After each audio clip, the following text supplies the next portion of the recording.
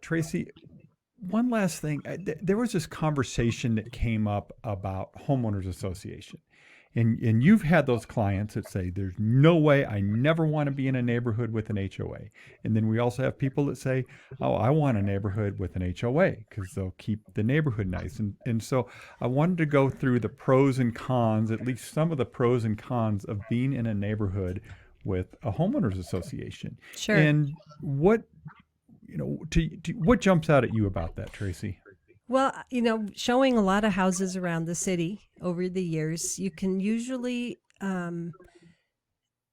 tell when you're in a HOA, when you're in a neighborhood where there's a homeowners associations. A lot of the newer developments have homeowners associations. Yep. They have rules about parking cars and trash cans and what you can and can't do with your property. Yep.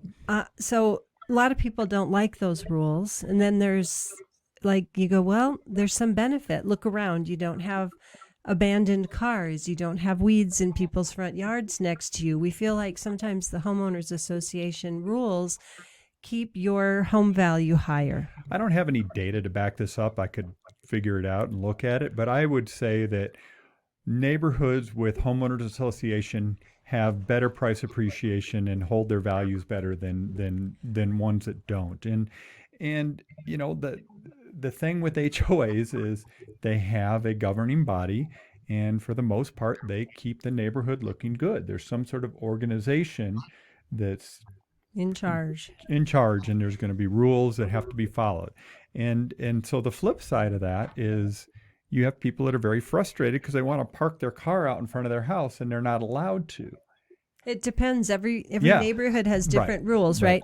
So one of the things that comes to mind, Tego, is when people are parking the cars on their front lawn, right? They have 3 teenage children, each with a car, and they're pulling in the driveway and they're pulling off to the right and they're parked on the road, what would be a front yard. Yep. And, that's the type of thing when I'm showing a house and I'm looking at the one next door with some buyers, they're going to notice that and go, this is maybe not what I want. And sometimes people say, I never want to live in a HOA neighborhood. And once we start looking at houses, they change their mind and they say, I want to live in an HOA. Going back to one of the things you just said, I think some parts of our town are very different, like the valley. Not having an HOA in the valley is probably not going to harm your price appreciation, right? Yeah. Or North Good Albuquerque point. Acres, right? We're talking about neighborhoods like we were just talking about the Cabazon house that's going to be open this week in southern Rio Rancho. And Cabazon has an HOA for most neighborhoods within it, but this one corner, the northwest corner of Cabazon, does not have an HOA. Got it. And it was part of the main development, but there's no HOA.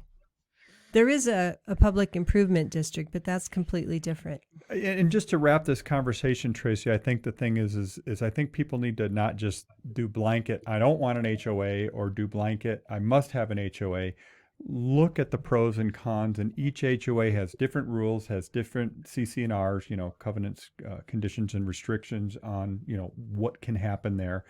The way it's governed, the way the financing is handled, all of that stuff matters, and that is a contingency in the purchase agreement. Right. All of that needs to be disclosed so you can look at what the HOA is all about and make sure you're comfortable with it. So, and HOAs around the country, typically people think of, maybe it includes a country club or a swimming pool or a gated area, but, those vary too. So Yeah, they all vary. So.